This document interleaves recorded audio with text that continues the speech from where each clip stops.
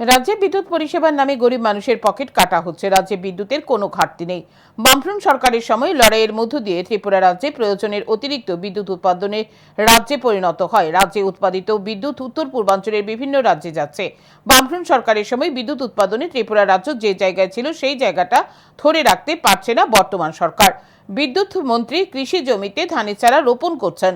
বিদ্যুৎ পরিষেবার নামে লুট চলছে রাজ্যে। শনিবার সংবাদ মাধ্যমের মুখোমুখি হয়ে এই অভিযোগ করেন প্রাক্তন মুখ্যমন্ত্রী মানিক সরকার। তিনি ক্ষুব্ধ বিদ্যুৎ গ্রাহকদের উদ্দেশ্যে আহ্বান জানান সরকারি সম্পত্তি ভাঙচুর না করে ঐক্যবদ্ধভাবে সরকারের উপর চাপ সৃষ্টি করার জন্য।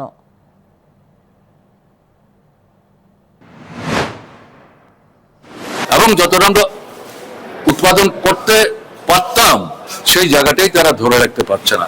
বক্তৃতার তো কোনো ঘাটতি নাই। এখন দেখছি মন্ত্রী মাঠে নেমে ধান গাছও লাগাচ্ছেন। তাহলে বিদ্যুতের খুঁটি তুলছেন না কেন? তিনি তো এই দপ্তরেরই মন্ত্রী। আমি তাকে বলছি না উনি কাঁধে করে গিয়ে বিদ্যুতের খুঁটি লাগালে সেখানে বিদ্যুৎ ঠিক ভাবে চলবে। বিষয়টা ঠিকভাবে দেখার চেষ্টা করুন। লুট হচ্ছে।